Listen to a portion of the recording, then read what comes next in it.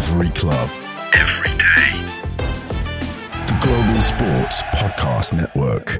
Oh, Newcastle, Newcastle, Newcastle, Newcastle, Newcastle, Newcastle. That is, of course, the only way to start a podcast after beating Arsenal 2-0 semi-final. For our listeners, if you haven't seen it, how on earth have you not seen that as a Newcastle fan? That is Bruno running around his living room with one of his children shouting Newcastle. Welcome to the Daily Newcastle podcast.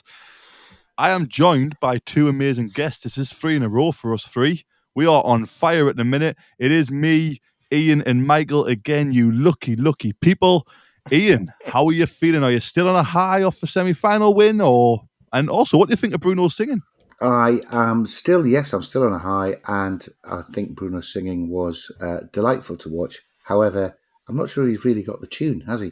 He wants to come and stand on the terraces if we still do that sort of thing and join in. He'll learn the songs quickly. Yeah. He will. Yeah, I just love it. I love the guy. Another person we all love at Daily Newcastle is my next guest, Michael. Michael, 3 in a row for us three. How you doing? Are you feeling the love? Are we feeling like a band of brothers now, or what? Oh, absolutely. It doesn't get any better. And just when I thought I'd calmed down from the euphoria of that win yesterday, you've got the Bruno started in the ears, in the earphones, and I'm ready to go. Let's go. Bruno's got you hyped. Our captain's hyped us up at the start of this one. Well, it is Thursday. Yes. This is kind of supposed to be a weird wild card Thursday, but I'm not doing that. I'm going to break the rules. We're breaking the rules today. Michael looks absolutely distraught at breaking the rules. You can tell who the bad lads were at school out of us. Not a detention in my life. I thought. I'll get back on track here. I thought with it being middle of a season, we'll do a mini review of what we're expecting. I think part one, I'm going to ask you about your expectations from now till the end of the season, Cup and League. Part two, we're going to talk about what positions we should maybe target in the transfer window, because that might have changed now, looking at some of the recent form of some of our players. And part three, we're going to pick a player of the season so far each. We cannot pick the same again, so I'll go last. It's only fair. And I might even have a little bit of a quiz, because like I say, it was kind of a wild card thing, but it hasn't worked out that way. We're going to do a mid-season review. So let's go beauty before age, which means it's Ian Mackay to go first this time. Ian, what are your expectations for the league now going forward? Where do you think this team can go? This is inspired by you, if I'm honest. You said on yesterday's episode we should be maybe targeting second if we can beat Arsenal in the league.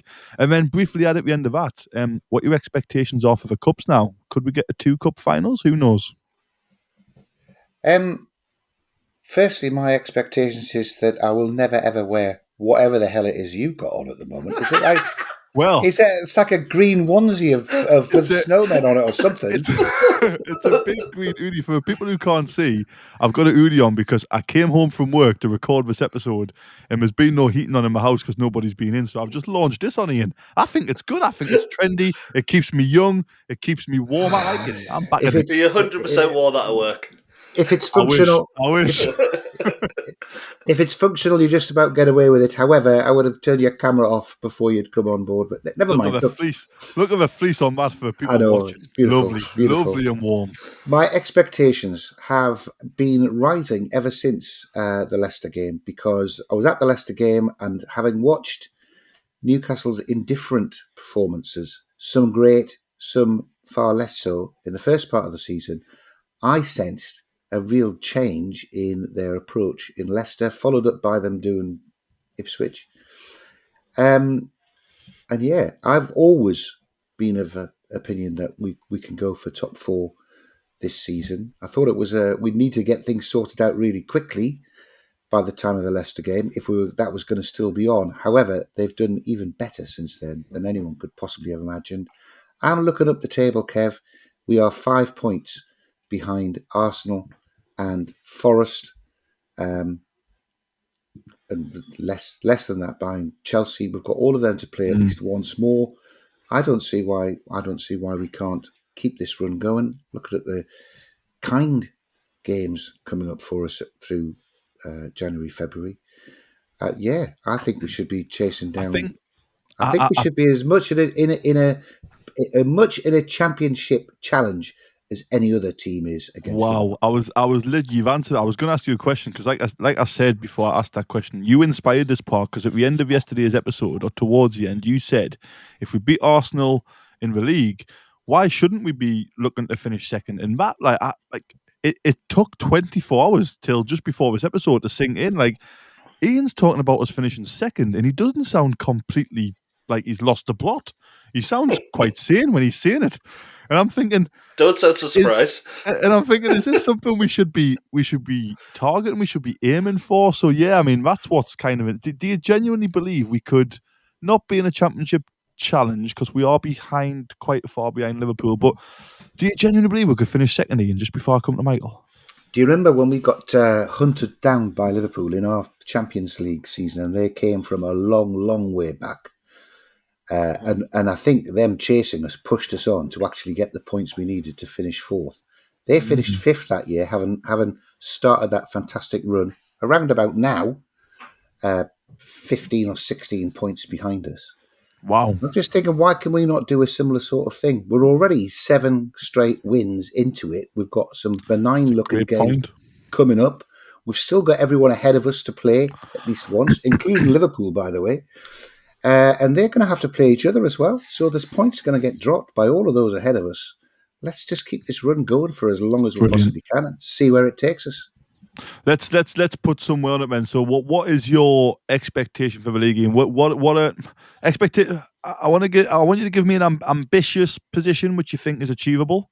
I mean, I want you to give us, actually, if we finish below that, I'm not going to be happy with that. Give us 2 positions in the table where I will be disappointed if we don't finish in the top 4. Okay. And given how, without our best midfielder and our most consistent centre-half, we can win at Arsenal 2-0, I'd be disappointed if we finish behind them, and they're second at the moment. Wow. So I'm serious. I think we should just keep this going at one game at a time, and Eddie's got them thinking the right way. Why not? Brilliant. Michael, let's come to you then for the league. What are your kind of revised expectations? Like I said before, we're halfway through now. You could argue we've seen the good, bad and the ugly of Newcastle this season. Against teams like Brighton and West Ham was the ugly. The bad was, I mean, we were still picking up points at the start of the season, but we weren't playing well. And now we're well and truly seeing the good. So it's a good kind of point now to review. What are your expectations in the league for the kind of rest of the season going forward? To be honest, my expectations haven't actually changed too much from the start of the season. I still expect us to be in that 4th to 7th battle. If we finish anywhere below 5th, I am going to be disappointed, but that's because of the run of form we're on. And, you could say in 5 games' time, we could lose 3 of them, and we could be sitting there going, well, let's just get Europe. But as it stands, at this precise moment, you're looking at it and going, Champions League has to be the aim. Who's our biggest challengers? Chelsea haven't won in 4, and Nottingham Forest. They were in the Championship a couple of years ago. Don't be wrong, absolutely fantastic what is going on at Forest, but it's not going to be sustained throughout the entirety of the season. And you'll probably see in 7, 8 games' time, they go on a run of maybe 5 or 6 games without a win. They start to slip down the table. I just hope they stay in Europe, but City are obviously going to end up being up there. They're above us. I want them to just completely crumble. I want any team above us to crumble. Well, we're obviously going to finish above them, but I hope they stay around there because it means an Aston Villa, a Tottenham. I mean, Tottenham and Man United are obviously missing out, but an Aston Villa, maybe even a Chelsea don't make it into the Europa League, into the conference instead. And Chelsea back-to-back years in the conference, that'd just be embarrassing. So, Yeah, I think Newcastle, we've got to finish top 5. I'll be disappointed with anything below. And if we don't make Europe at all, you have to say at this point it's a bit of a disaster. But top 4, that's what we should be going for. I just can't see how there's so many points to play for. I can't see what happens to make us fall off a cliff that we don't finish in the European places. Alexander Isak gets an injury. Yeah, I was going to say Isak getting injured would be a disaster for us at the moment. The form he's in, I personally think I get what you guys are saying, and we are in such a good run of form. That win yesterday is. I'm still watching my highlights. Like Ian said at the start, I'm still watching the highlights. I'm still listening to the commentary and all that stuff. But we have to be a little bit. I think we've got to look at the season as a whole because we are halfway through, and the start of the season we were picking up points, not playing well. We then had a really weird period where even I was questioning the attitude, not of Eddie Howe, but some of the players not turning up against the so-called smaller or not big six clubs. I don't think that's going to come back. I think Ian's got a great point with what could happen for that to revert back to that. But I think our aim, my expectations anyway, and I sound like quite a negative one here, which is rare for me, but I think Europa League has to be the minimum. We have to be in some form of European competition because, again, we don't know what the clubs around us are going to do. We have no idea how Amarin could go on a 10-game winning run as a new manager bounce. I If have he no can't back the idea. Sporting. Might not happen. Probably won't happen, but we don't know what's going to happen. New managers coming in at West Ham. I know they're miles behind us, but we're only halfway through the season.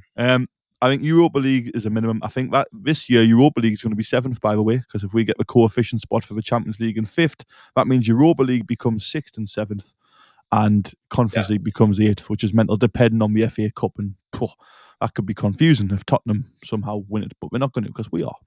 I think we've got to get Europa League. We've got to get Europa League minimum, and I think the best. Ian's convinced me. Like I say, this is what inspired this whole first part of the episode. When he said, why shouldn't we battle? We could finish runners-up this season. That is absolutely mental when you think we have Jacob Murphy, Sean Longstaff, Harvey Barnes, Dan Burns, Jamal Lascelles, Emil Kraft in the team. And we're going to finish potentially, I'm not saying we are, by the way, but we could finish runners-up. Ian's got me motivated. Just very briefly before we end part one, what are our expectations for the Cups? I think all three of us now probably expect, and most Newcastle fans expect, to at least make the final of the League Cup, and it's FA Cup this weekend. Could we get to the final of FA Cup? How are we feeling about that? Ian, do you think you'll go strong in the FA Cup or not? Oh, absolutely. I think he's had a European campaign, and the FA Cup is played at a different time to the League Cup, really. So why not? There's going to be one or two extra midweek games, perhaps. But a lot of the FA Cup games are on the Saturday anyway. If you're still in the FA Cup, it's not extra games you've got to find. You just have to. You have your Premier League matches postponed towards the end of the season. So I'm sure Eddie will be going all out for the FA Cup as well. Whether he wins or doesn't win the Carabao Cup, whether we can win the FA Cup depends very much on the draw. And I will take the sign that we got drawn at home against Brøndby Finally. as a sign that we've got a bit of luck in the draws this year. And why not? Yeah. Fair. Michael, Cups? Well, we are fairly confident we're going to make the AFL final, and I think that obviously means that the home game to Crystal Palace is going to be postponed, and then when you get the quarterfinals of the FA Cup, then all of a sudden you do sort of see games tally up around that time. And I think if we're in a battle for, let's say, second, let's be ambitious. Wow. Probably, I'm saying top 4, top 5, but let's be ambitious. If we're in a battle for second, we're not going to be prioritising the FA Cup as much as what we are guaranteeing that Champions League place. Because as much as we all say, we want a cup at Newcastle United. Good point. We have been restricted so badly in the last 2 years by PSR that the board are 100% going to be looking at it and going, we need those Champions League funds. Make sure you get top 4, yeah. Yeah, and they're not going to say, you've got to play William Masula against Man United in the FA Cup. That's not going to happen. But it's always going to be on the mind, and I think the final of the AFL Cup's where we're going to put all the bread in the basket. But I would love another cup run, but I see it ending in the quarters. Brilliant. I mean, it's very, very positive talk in part one. In our first, again, let us know in the comments what your expectations are. As a Newcastle fan, what are your expectations from now moving forward? It's really, really hard, though, when I've just done that there and you guys have done it, to try and take out the last 7 games because we just look brilliant. Right, our first sponsor is going to be very happy because it's coming almost halfway through this episode. Is Michael doing the first sponsor for me today? Is that what's happening? Oh, yes, I am. Yeah, take it away, Michael. Off you go. Here at the Global Sports Podcast Network, we've spent a lot of time selecting our delivery platform. And Zencaster came out a clear winner. With 4K video recording from your phone and AI editing that removes all those ums and ahs, it's super easy to start a podcast that sounds great and is delivered efficiently. If you're ready to tell your story, check out the link in the show description to learn more about Zencaster. I tell you what, us three have got some rhythm going here, 3 in a row. Whoa, girl's going to take some getting back in my team. We're in that good form. It's funny you say Three-person rhythm. pod. I think the next time you'll have your guitar out and we'll sing the adverts, eh? Yes, I'll get my guitar. Oh, We'll that's a sing 'em. challenge. We'll sing them. Let's do it. So, part 2. We've talked, I think Iain was on the Wildcard Wednesday with me when we talked about transfers and what players we would personally target, and some honourable mentions. I stupidly chucked in the thought of getting Mo Salah on a free, but hey, if we're finishing second this season, why not get him in? Anyway, without talking about specific players, what I want to do is, let's be honest, as Newcastle fans, when we were looking at the transfer window, we were thinking, right winger, we need a right winger. However, the reason I think it's important to discuss this is Jacob Murphy has been in absolutely ridiculous form since that Brentford game when he started with 2 assists. He just hasn't stopped creating goals or scoring goals. Dubravka's come in for an injured Pope and he can play a little bit better with his feet, and we look like a different team all of a sudden. We press our goalkeeper, he just pings one to the fullback and we're off. We're in that transition period and we're hurting teams. We very briefly mentioned before when Iain said what could possibly happen for us to fall off a cliff. Isak could get injured. Wilson is injured and it looks like his body's starting to fail him, unfortunately. We don't really have another striker. And then on top of that, we tried to sign a centre-half in the summer. So there's 4 positions there, and I'm not sure. I need to get your guys' opinion on this. What position, if we can only target one position, what's the one we go for? Is it a goalkeeper who can play with his feet, since it looks like Dubravka is leaving after that emotional farewell, which we mentioned on yesterday's pod?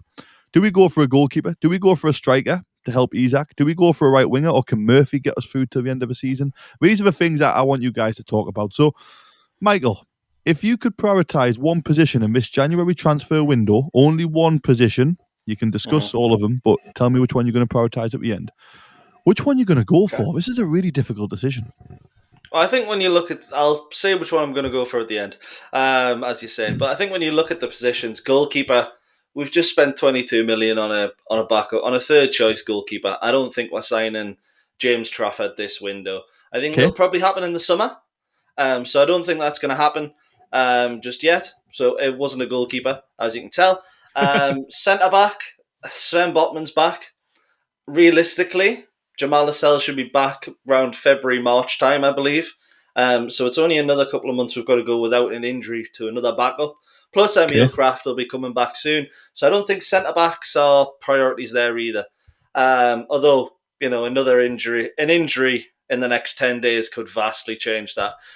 So for me, it's between striker and a right winger. And in January, no one's going to move to be second choice to Alexander Isak. So it needs to be a right winger. And I love Jacob Murphy. I think I said at the start of the year, Jacob Murphy could get in the England squad. He's that good. And he's you don't look silly now. You don't look silly now. He's matched his assists tally already from last season, despite only playing 1,000 minutes. He's been absolutely fantastic. With regards to goals and assists, he averages one every 110 minutes or something that. He's got more than Foden and other big names as well, which people forget about. Exactly. He's actually becoming quite consistent with his numbers, which is bizarre, really. But I think when you look at it, he is incredibly inconsistent. And he's a bit like Harvey Barnes, that he will either have an absolutely incredible game or he'll be missing. They're completely anonymous. And I think this is the right time to bring in one of those, I'm going to sound weird here, but one of those foreign wingers like Johan Bakayoko, who PSV have said isn't going to move in the window. But you've got Jacob Murphy there in perfect form that you can embed him in, like we did Anthony Gordon, like we did Lewis Hall, like we did Bruno Guimaraes. And all 3 of them look absolutely fantastic right now. So it's the perfect time to bring in a right winger. Just before I go to Iain, you made a great point there about embedding in a right winger. Does that not then lean itself towards a big striker then? To kind of, not a big striker, but a striker like, Jonathan David's on a free in the summer. You could probably get him in a cut price. I know that name's been moved. Could he come in and not play second fiddle, but if we're going to have a lot of games in the cups and all that stuff, it could be a striker. I'm not sure still. I think Murphy's in such good form. Can we get a little bit more out of him for the next 3 or 4 months? I'm not sure. Iain, which position would you prioritise out of them 4? Or would you, I don't think anyone's going to prioritise centre midfield, but you can if you want. I'm going to prioritise Right. left back. I don't We think need I don't a think we need a new manager. We need a new manager. No, we don't need a new manager. I agree entirely with what Michael said. In terms of centre half, I think we've got three great centre halves fit at the moment, Yeah. Mhm. plus Lloyd Kelly, and I think Lascelles and Kraft being fit as well means we've got six covering the two centre half positions. Yeah, fair. Very, very soon, we don't need another one of them. We probably could do with a right-sided one to cover for Shah's inevitable decline with age, but that's not this window.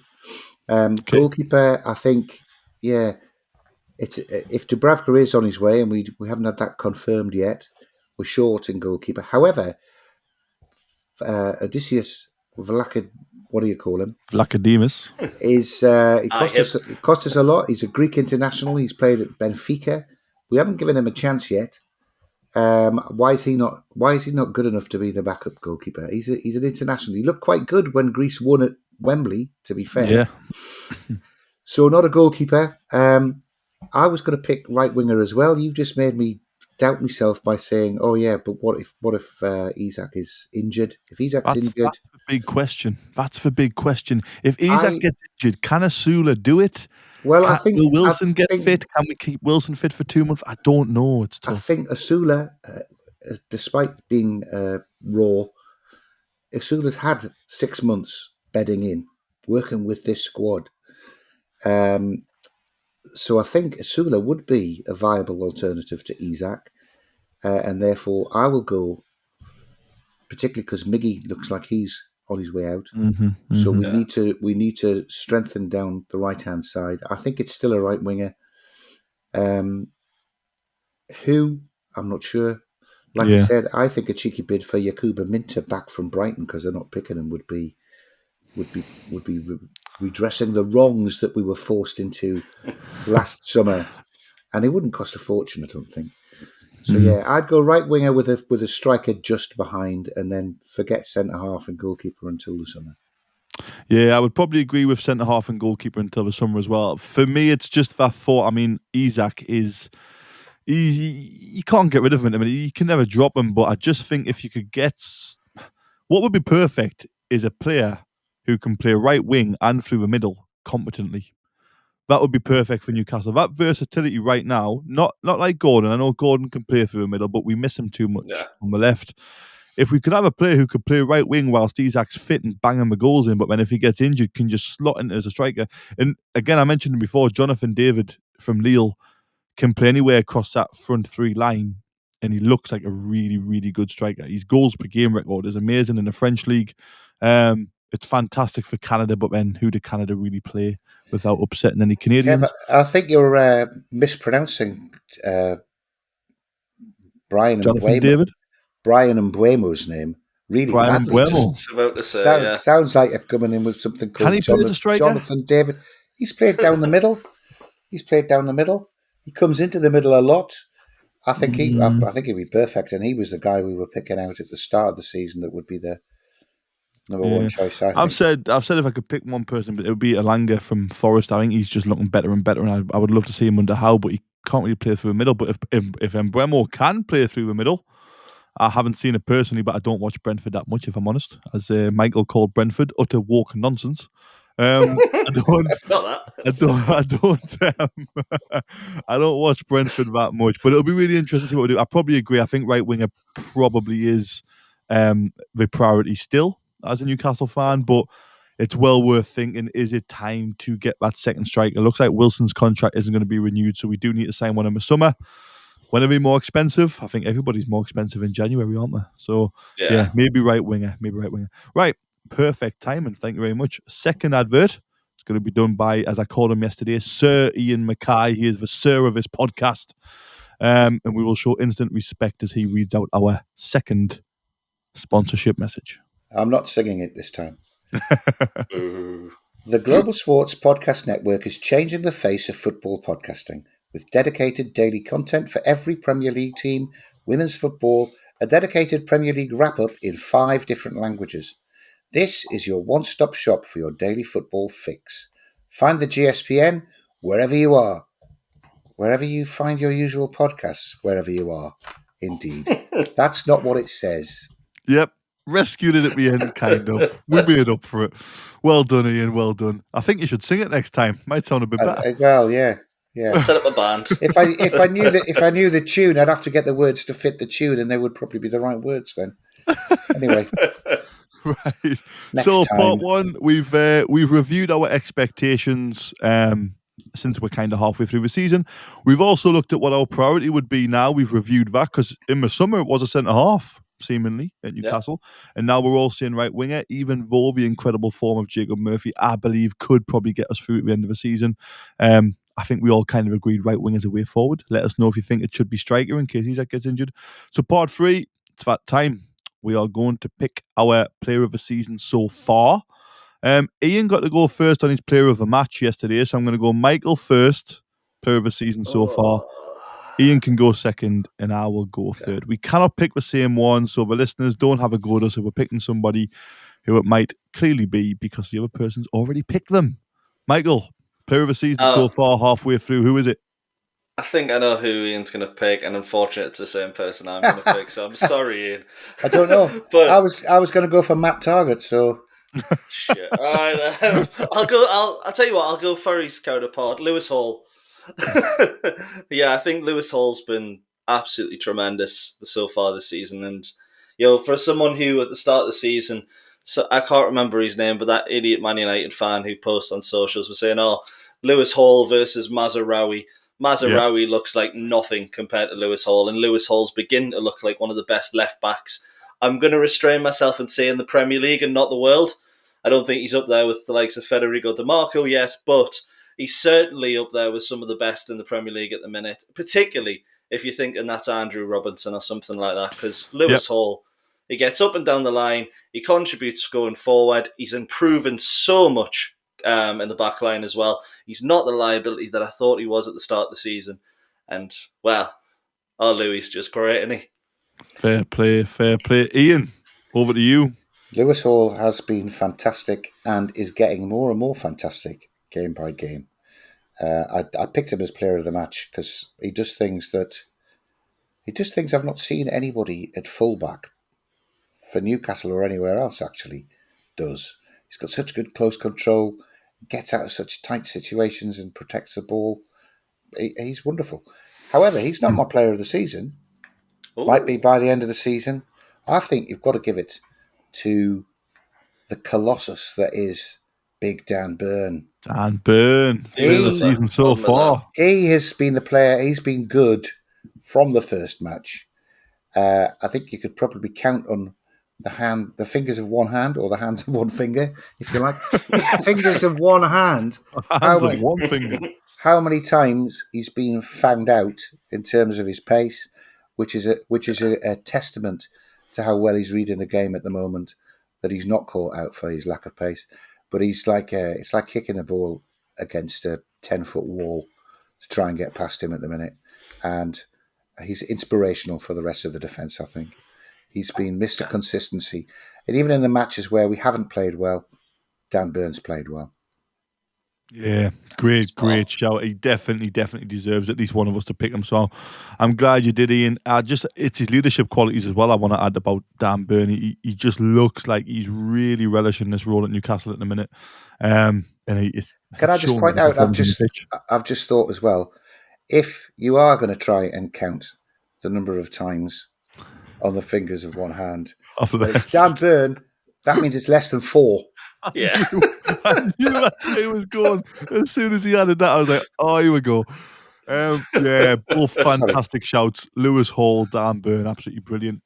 I'm torn between two here. I think the obvious one is, I'm not going to go the obvious one, so I'm going to say him for Alexander Isak. I mean, he's actually starting to get people to talk about him being the best striker in the Premier League. And even Michael was saying best striker in Europe. So he's really starting to look fantastic. And I give him my player of the match yesterday because of how good his overall game seems to have improved. I'm not going to go him though. And I'm also not going to go Tonali. I think people expect me to go Tonali. I'm not. I am going to go for Bruno. And it's not because he started off his show. It's because he's moved position. He's moved position. There was a lot of scrutiny about Bruno becoming captain. To a point, he was scrutinised that much to a point where he didn't win a coin toss for however many stupid things at St James. But he wasn't a leader. He wasn't this. He wasn't that. He's had to change position from a 6 to an 8. He hasn't just changed position, but he's also transformed the team in recent weeks. 6 assists, 1 goal. That doesn't really do him justice in 20 appearances, but he has been unbelievable. The way he leads the team, the way he gets the crowd involved, the way he's adapted positions, the way he's learned to play with Tonali, the way he helps out everybody around him, he makes him look better. He sacrifices his own statistics for the team.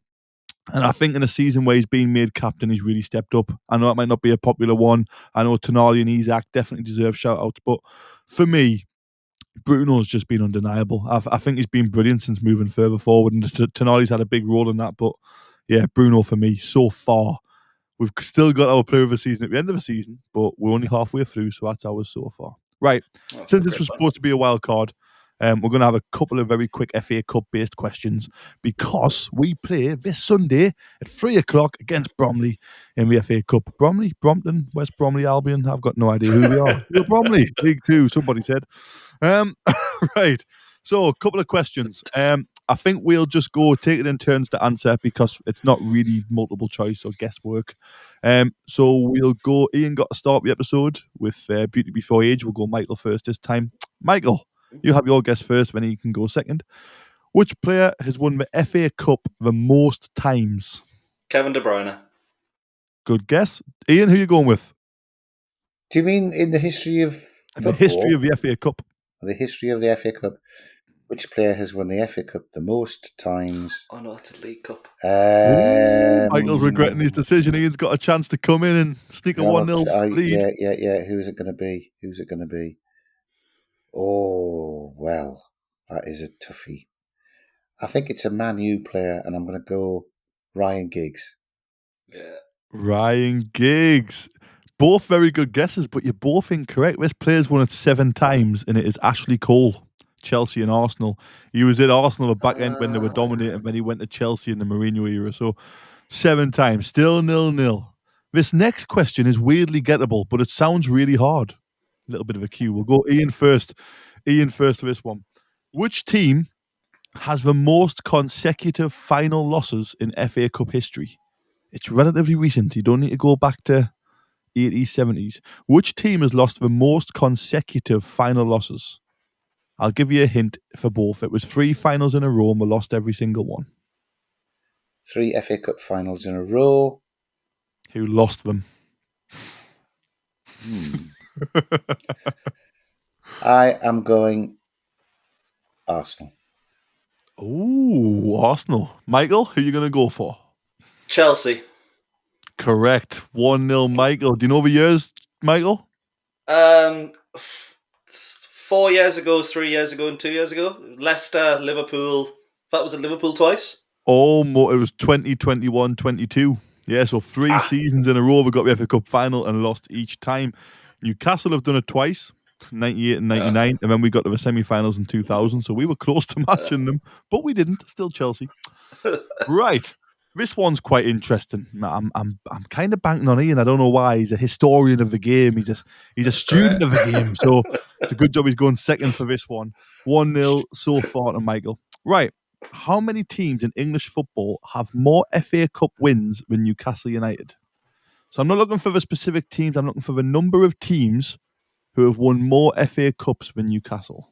I'm not going to give any more information than that because if you know how many FA Cups we've won, then you should be rewarded for that.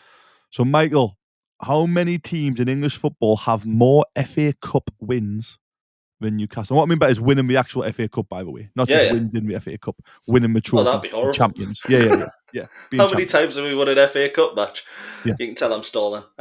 6. 6? You think 6 teams have more FA Cup champion medals? Probably miles Ian, off. who are you going for? Yeah, I think we've won it 5 times, by the way. Mm-hmm. Is that right? Nope. Oh, interesting. We've won it 6. 6 times, right. Still. Yeah. And that's what Michael said. There's 6 more teams have won it more than that. I'm going to go, is it the nearest one wins? Go on, then. We'll go nearest. I'm going to go 7 because I think there's more than 6 teams who've won it more than 6 times. Amazingly, right. Ian, you are spot on. 7 Yeah. teams have more FA Cup championships. And I told you Ian would get it. He's bang on. The teams are the traditional, I say traditional, but not the traditional Big Six, but the ones people know as the Big Six. And Aston Villa. But yeah, we've won it 6 times. So 7 teams have won it more. Right, what's the 7th time this year? I thought you were going to say that, Kev. what's the score overall? It's 1-1, so this one decides it. So we'll just go closest wins, right? Closest wins, and it's Ian to go first for this one. So it's a bit of a disadvantage actually with the closest wins, but you've just done Michael with it. So hey, we'll see where we are. Exactly. Right. How many times have Newcastle United reached the quarters or further without winning the FA Cup? So not including the times we won, how many times in the history of the FA Cup have we got to the quarterfinals or further without winning it? God, Kev, what do you do during the day? Have you just sat there with a long list of... I put a lot of... I looked into this just for... I thought it was a wild card. It's not, but I'm using it. Right. Closest wins, so you might want to be a little bit tactical about this. Yeah, so we've got to get to the... Well, if you'd said semi-finals, you could nearly guess quarterfinals. I don't know. I think we have got through to the quarterfinals or further and not won 11 times. Ooh. I guess the question is, Michael, more or less? Higher or lower? What I originally had in my head was 13. Right. But you know what? I'm not going to be an arse. I'm going to say 13. Right, you think it's 13, 11 and 13. The official number is 19. Quite a lot. Fair enough. For Newcastle United. So Michael's closer. He takes the win on this occasion. Well done, Michael. It's a 2-1 win. Little bit of trivia there. It's always nice to finish with trivia. So listen in to our next episodes where we'll be previewing the Bromley game. That's a challenge. We all enjoy and look forward to that one. I'm doing our research on Bromley, but yeah. Thank you very much for listening. Thank you to Ian. Thank you to Michael. It's been a pleasure as always. If you disagree with any of our new expectations or expectations for the Cup or what position we should prioritise, let us know on the socials. We'll interact with you. Thank you very much. You'll hear from us tomorrow. Every club, every day. The Global Sports Podcast Network.